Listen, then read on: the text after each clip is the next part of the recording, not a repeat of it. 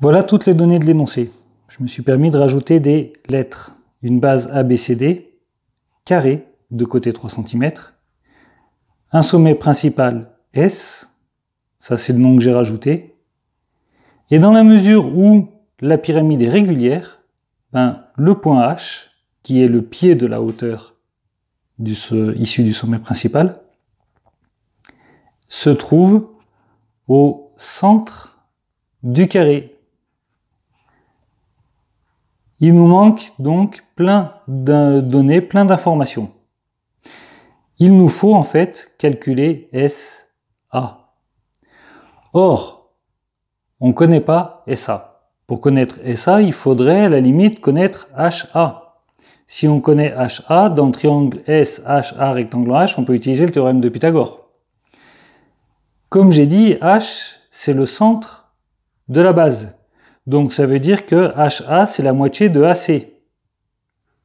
Ou encore, c'est aussi égal à DH, et donc la moitié de DB, peu importe. Mais l'idée, c'est que c'est la moitié d'une diagonale d'un carré, de côté 3 cm.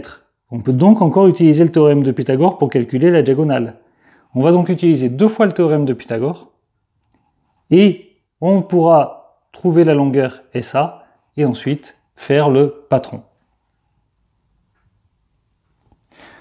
On ne va pas rédiger, pas envie de rédiger aujourd'hui, on arrive à la fin de l'année, on va faire les calculs rapidement. J'ai un carré de côté 3 cm, un angle droit, je cherche ça. Donc d'après le théorème de Pythagore, allez, on va quand même noter AB au carré, c'est 3 au carré plus 3 au carré, 9 plus 9, 18. Donc ça veut dire que la longueur AB, c'est racine de 18, ce qui fait environ 4,24.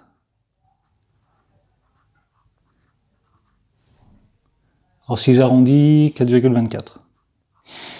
Donc la moitié, parce que ce qui m'intéresse c'est la moitié, ça veut dire que H,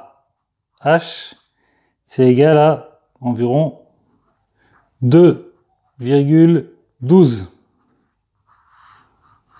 Bien, maintenant, on a notre triangle SHA, on a 4 cm, on a 2,12, et donc on a SA qui est égal à la racine carrée, vous allez voir, je vais aller très vite, de 4 au carré plus 2,12 au carré. Qu'est-ce que je suis en train de faire? D'abord, je calcule 4 au carré plus 2,12 au carré, comme j'avais fait ici, et ensuite, je prends la racine carrée de tout ça. Je peux taper ça directement sur la calculatrice, qui va donc me renvoyer environ 4,5. Voilà, donc maintenant, il faut que je trace un carré de côté 3 cm, et de chaque côté des triangles isocèles avec de 4 cm, 4,5 cm de côté. Une fois que vous avez fini la figure, si vous voulez, vous pouvez découper et la construire pour voir si ça fonctionne bien.